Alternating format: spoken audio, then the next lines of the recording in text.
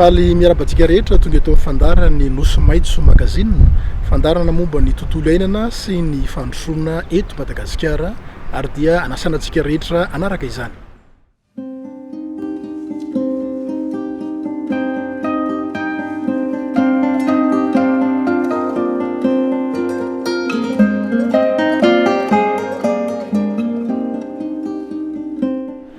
Izara telo ny fanadidina izay ho ataontsika eto anio. Ny voalohany aloha dia mahakasika ny tombontsomo vatana azo avy amin'ny tontolo iainana. Inona tokoa moa no anton'izany? Ny tontolo iainana izay misy antsika izao rehefa tena voaro izy io dia mitondra tombontsoa ka hoentinay any amin'ny district Anambidibe ianareo anaraka fanadihadiana iray ao amin'ny Bedambaro anaovana ny mikasika ny fiompiana tantely.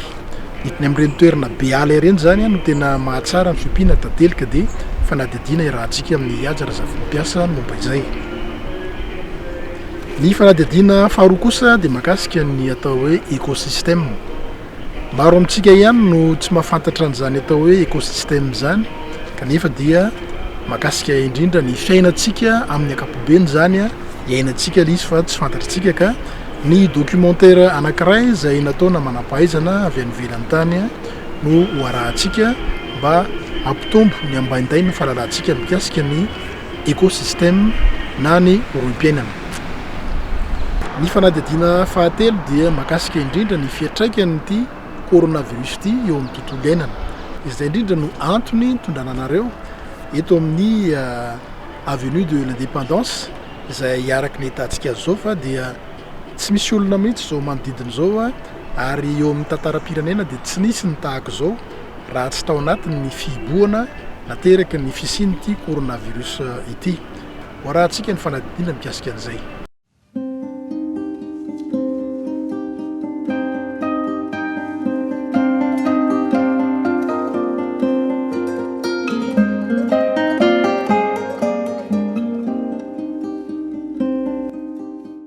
Fa nakaiza ny olo tety no mangina ny tanàna.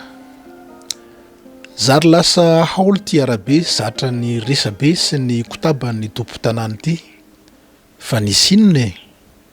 Analakely ve ty? Aizy ireo olona marobe fa hita eto mahazatra miazakazaka samy manao izay ataony amin'ny fitadiavam-bola. Ny mpiantsena, ny mpiasa andeha hamonjy ny raharaham-panjakana, ireo mpanao business, ireo mpanerakely amin'ny endrika fitadiavam-bola tsy tambo tany-saina eto.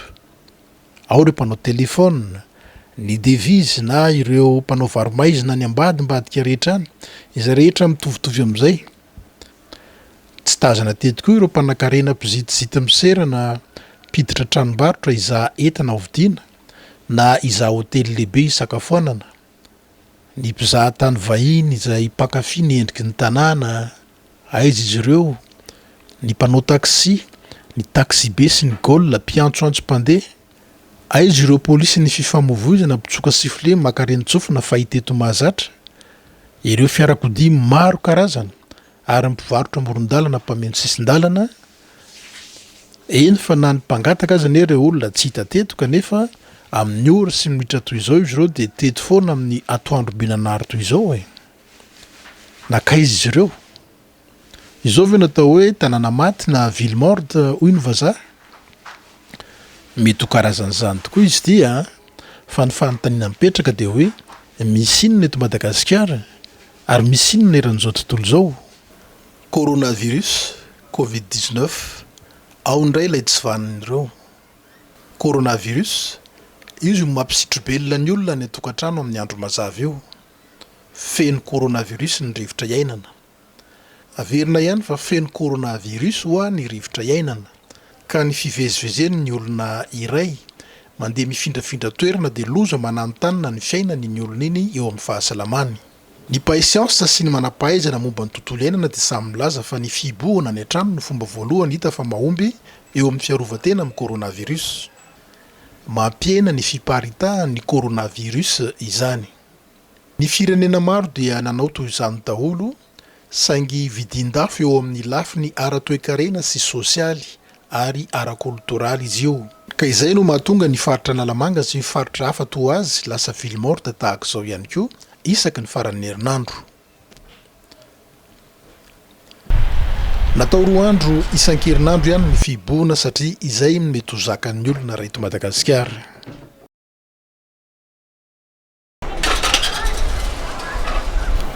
Ny anatona any Docteur Henri Ranevson izahay. Izy moa dia manam-pahaizana amin'ny fitsaboana ny taolana kanefa manan-kambara ihany koa raha momba ny coronavirus. Ny atombohan'ny resaka teto dia ny nilazany ny fomba fahitany ny fifandraisan'ny fiboana sy ny fiainantsika olombelona na eo amin'ny tontolo iainana na eo amin'ny lafiny ara-pahasalamana. Zaho aloha tsy manana tontanisa eto am-pelantanako fa raha hoe maha-olon-tsotra ako ny azoko jerena maha-olon-tsotra dia ny zavatra manodidina. Ny hita zany ny hoe miena anisan'ny ambulance izay mitondra marary. Ny any amin'ny hôpitaly raha filazan'ny namana ihany koa dia miena. Zany hoe misy fiatraikany zany eo amin'ilay fianak'ilay aretina. Ny litsianan'ilay aretina zany ny fanaovana ilay confinement. Zay no hoe hitako hoe misy fiatraikany amin'ilay mampiena anisan'ny olona mivezivezy mitondra aretina zany dia mampiena ihany koa ny mety fahazahoan'ny olona aretina eny an-dalana. Misy ny milaza ireo manam-pahaizana momba ny tontolo iainana fa ny fanaovana fiboana dia mampiena ny fandefasana ny gaz carbonique na ny entona CO2. Raha atao zay ny fandikanan'izay ara-médical dia inona no phénomène mety hitranga raha misy inona mety fanazavana mikasika an'izay. Zay koa tsy ao anatin'le tena le mpikaroka momba zay fa manaraka kosa ny vaovao eran-tany. Dia ny hitako farany teo ary niporofondreo moa zany fa tsy dia tena le hoe taux oxygène fotsiny le saturation oxygène zany artérielle fotsiny no tena mitondra ny marika fahasitranana fa rehefa miena ny gaz carbonique dioxyde de carbone ao anatin'ny rà dia angakaingana kokoa ny fahasitranana. Zany hoe le fiboana mampiena ny gaz carbonique aloha zany anankiray dia mampiena n'ilay concurrence ny oxygène sy ny gaz carbonique ao anatin'ny ràn'ny olombelona. Voaingana no nahitako an'izay angambandreo le mpikaroka zay tena nanana zay fanazavana zay afaka manome misy kokoa nefa ny azo fantarina ihany le izy. Hoe raha toka hyposesehan'ny gaz carbonique ny rà dia namaro ara ny oxygène dia misy faninanana ihany amin'ilay sela dia tsy dia tena hita ny fiatraikan'ny fahasitranana. Raha miresaka an'ity gaz carbonique ity lazaina koa fa hoe anisan'ny mampiakatra ny hafanan'ny tany moa zany ny fahabetrahan'ny gaz carbonique. Raha amin'ity resaka confinement ity ve ho anao mety mitombona ihany ve zay amin'ny fijerinao amin'ny maha-olon-tsotra ohatra? Eny le effet de serre moa zany ny tena resahana amin'ity resaka fitsimbinana ny tontolo iainana ity. Inona moa no manome ny effet de serre tsy ny usine isan-karazany, orinasa isan-karazany ka raha tsy miasa reny dia indrindrindrindra koa hoe tsy mandeha ny fiarakodia izay mampiasa izay mamoaka entona, tsy mandeha ny lamasinina dia kelikely kokoa ny entona. Ary raha eran'izao tontolo izao le izy mijerena misy fiatraikany misy tokoa aloha maiky moa fa eto amintsika eto vitsivitsy inge ny olona voan'ny areti-tratra noho ny tsy fisian'ny entona avy amin'ny fandrehatra rehetra. Ka azo eritreretina ihany koa zany fa hoe kely ny concurrence ny oxygène amin'ny gaz carbonique ao anatin'ny rà.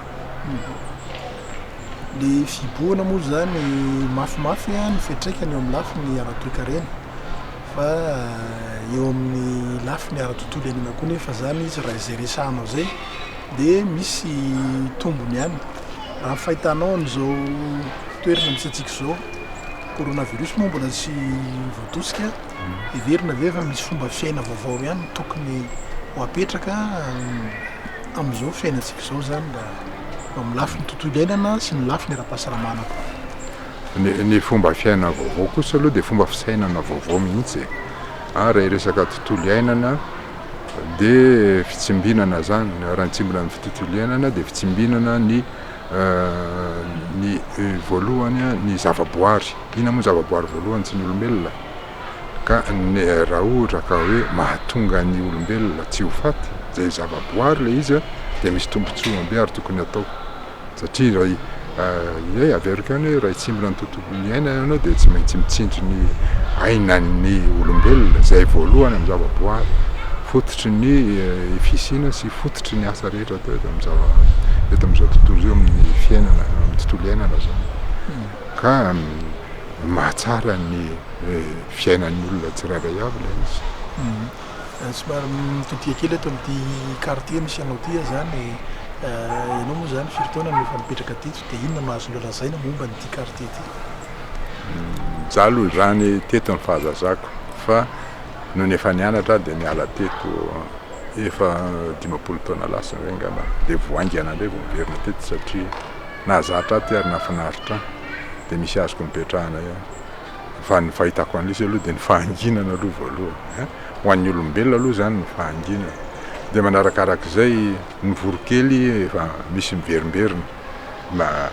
Tazako ihany zany mety misy fantatra ihany reto hoe reto le fodiny vady. Fa misy hafa indray miaraka aminy. Dia ny setroka teraka ny fiarakodia sy ny karazany dia mieny. Fa ny rano ny zavatra tsy azo afenina zany, ny tsy fahampian'ny rano, fahakeliny fahampian'ny rano dia mety mampitombo ny fotoanan'ny rano nampiasaina izay efa tsara aloha izy eto Ampefiloha zao, aloha azavaina zany. Fa ny tsara izy eto misy fandraisana andraikitra mihitsy natao teto. Marana antsika le dindinika fohy ho anao zany ao anatin'ny coronavirus tsika, ao anatin'ny fibohana, ao anatin'ny ady ara-pahasalamana, ao anatin'ny ady amin'ny fiovaovan'ny toetry ny andro koa. Inona no teny heverinao fa tokony ho afatra ho an'ny manaraka izao resaka izao? Hevery fa tokony samy mieritreritra ny tsirairay avy ny tsy azahoan'ny aretina. Dia samy tokony mieritreritra ny tsirairay avy ny fitsimbinana ny vatany tsy ho azon'ny aretina. Betsaka ny fomba, raha miresaka tontolo iainana zany izaho dia mampiasa an'izany. Betsaka ny fomba ahafahana miaro ny vatana amin'ny aretina rehetra amin'ny alalan'ny zavaboary. Zavaboary ny tontolo iainana ihany koa, faharoa angamba ny avarian'ny olombelona. Momba ny ekosistema no fanadihadiana manaraka, na dia fiainantsika andavanandro azy izy io dia maro amintsika no tsy mahafantatra ity atao hoe ekosistema ity na ny erom-piainana. Izany fanadihadiana izany dia nitsoahana tao amin'ilay Interreg ny Union Européenne miaraka amin'ny France Wallonie, izany no ndeha ho arahantsika amin'izao fotoana izao. L'écosystème est un environnement dans lequel un ensemble d'espèces vit, se nourrit et se reproduit. L'écosystème est composé d'animaux, de plantes ou encore de tout petits organismes qu'on appelle des micro-organismes. Tu peux les observer à l'aide d'un microscope. Parmi les micro-organismes, on trouve des bactéries ou des champignons. Tous ces êtres vivants sont liés les uns aux autres, mais aussi à leur environnement. C'est pourquoi le moindre changement chez une espèce ou dans le milieu, ici la rivière, peut impacter tout l'écosystème. On comprend mieux si on regarde le réseau trophique, c'est-à-dire le processus qui décrit qui est mangé par qui. Ici, les débris de feuilles mortes font le régal des larves d'insectes, comme les larves de perles. Et les larves de perles servent de repas aux poissons. Les gamarres, les larves de perles et les petits poissons tels que les épinoches sont consommés par la truite. Salut. Il se trouve que la truite et la larve de perle ne supportent pas bien la pollution. Donc si la rivière est fortement polluée, les truites et les larves de perles vont tendre à disparaître. Sans la truite comme prédateur, les épinoches et les gamarres ne seront pas autant menacés et ils vont se développer dans cette rivière. Mais s'il n'y a plus de larves de perles, les épinoches n'auront plus assez à manger. Et s'il n'y a pas assez de nourriture pour tout le monde, la population ne pourra pas augmenter, même si les épinoches ne sont pas directement menacées par la pollution. On voit donc que la pollution de la rivière n'a pas seulement touché la truite et la larve de perle, mais bien l'ensemble des espèces qui vivent dans l'environnement pollué. Ce ne sont donc pas 2 espèces qui sont menacées par la pollution, mais bien toutes les espèces présentes dans la rivière et donc l'écosystème entier. Pour garder l'ensemble de la rivière en bonne santé, il faut donc veiller aux bonnes conditions de vie pour tous ses habitants, du plus petit au plus grand.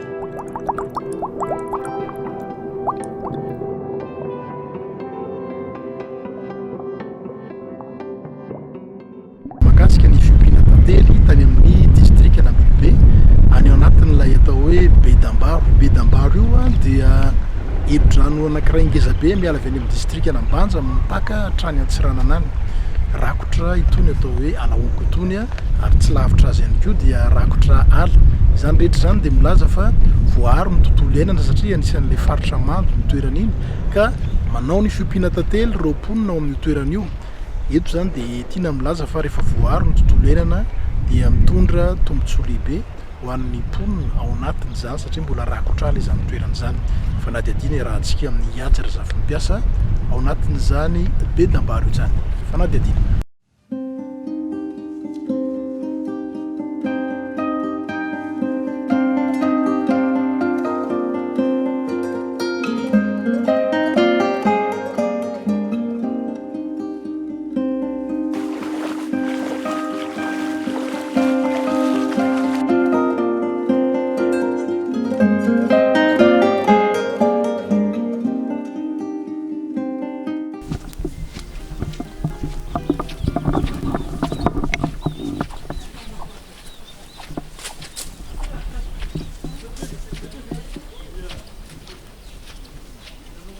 Veriny namantsika za tavela fara i reo amizay tafandeha aloha ty tsy hitandreo nareny vidy Reo nanjary nahitsy tafahitsy tagny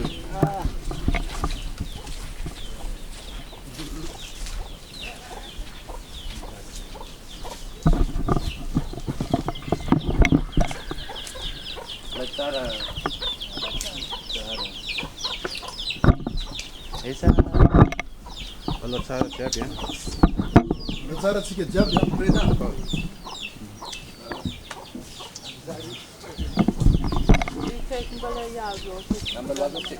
Eza izy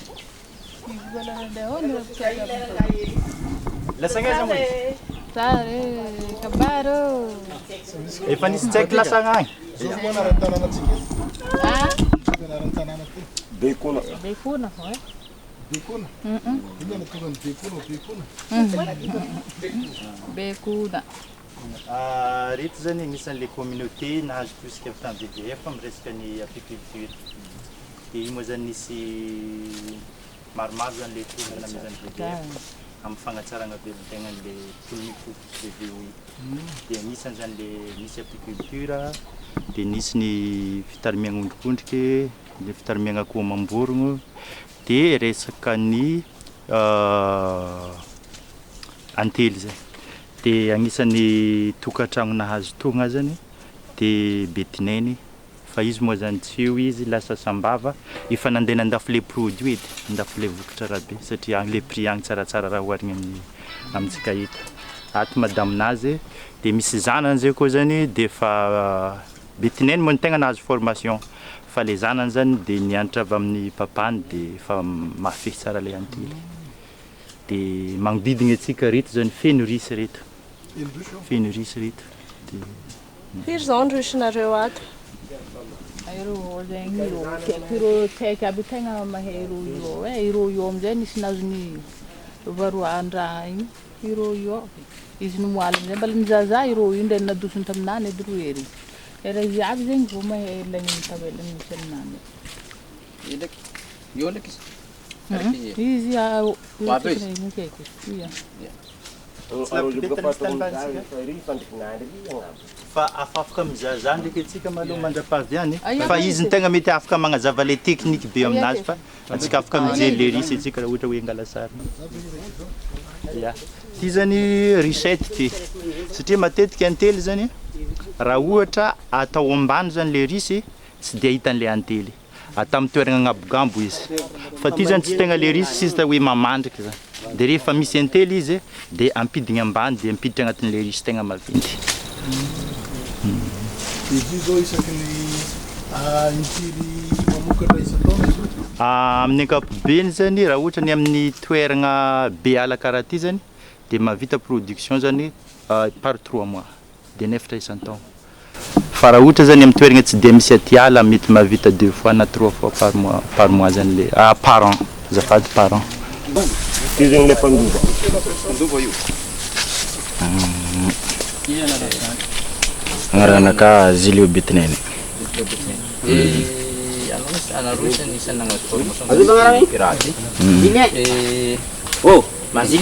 Zilio Betinene. Firy zany ny resinareo agnatin'ny rosinareo agnatin'ny Risy agnatin'ny roti zegny agnatin'ny atiala eto manana firy zegny anareo karaha ito zegny fa tsy fantatrako zegny. maro Fa maro. karakory ny fahitanao rony fidiram-bolanareo aminany? Fidiram-bola zegny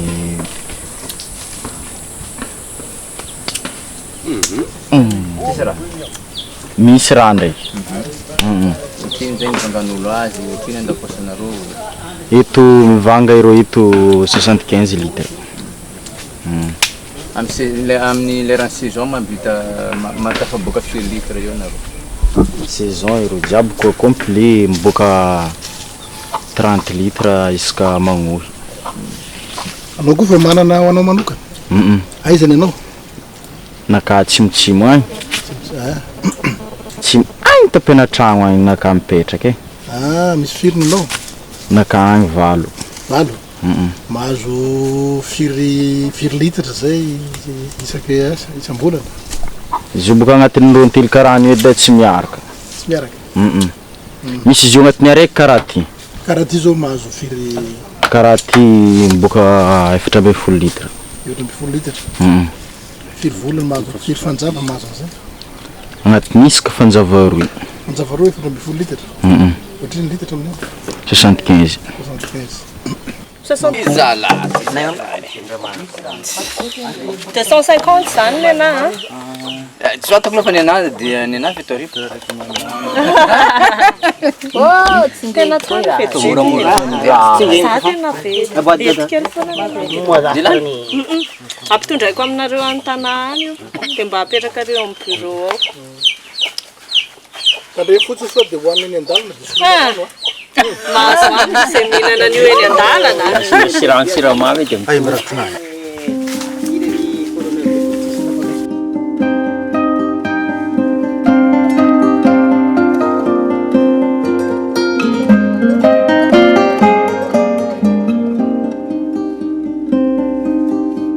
Izay no mamarana ny fandarantsika tao anatin'ny Nosy Maitso magazine.